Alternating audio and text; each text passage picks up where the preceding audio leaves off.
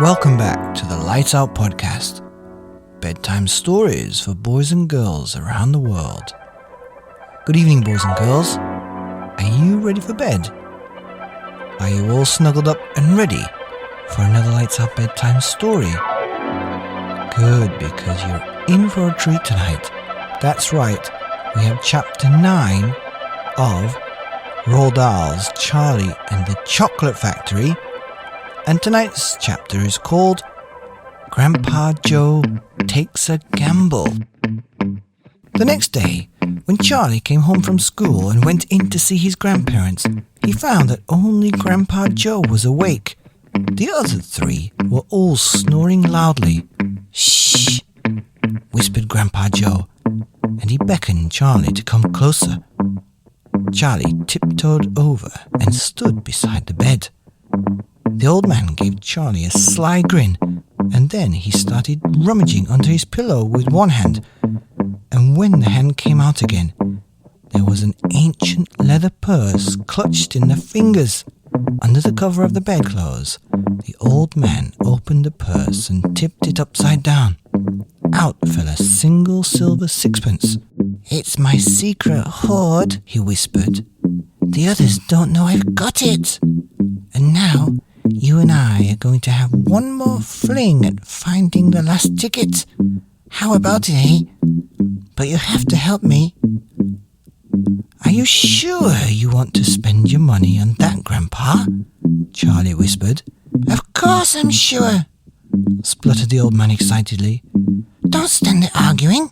I'm as keen as you are to find that ticket. Here, take the money and run down the street to the nearest shop and buy the first Wonka you see and bring it straight back to me, and we'll open it together." Charlie took the little silver coin and slipped quickly out of the room. In 5 minutes he was back. "Have you got it?" whispered Grandpa Joe, his eyes shining with excitement. Charlie nodded and held out the bar of chocolate. "Wonka's Nutty Crunch Surprise," it said on the wrapper. "Good," the old man whispered, sitting up in the bed and rubbing his hands. "Now, come over here and sit close to me and we'll open it together. Are you ready?" "Yes," Charlie said. "I'm ready." "All right, you tear off the first bit." "No," Charlie said. "You paid for it. You do it all." The old man's fingers were trembling most terribly as they fumbled with the wrapper. "We don't have a hope, really," he whispered, giggling a bit. "You do know we don't have a hope, don't you?" "Yes," Charlie said. "I know that."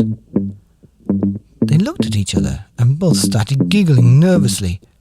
"Mind you," said Grandpa Joe, "there is that tiny chance that it might be this one. Don't you agree?" "Yes," Charlie said. "Of course. Why don't you open it, Grandpa?" "All in good time, my boy, all in good time." "Which end do you think I ought to open first?" "That corner, the one furthest from you. Just tear off a tiny bit, but not quite enough for us to see anything." "Like that," said the old man. "Yes, now a little bit more."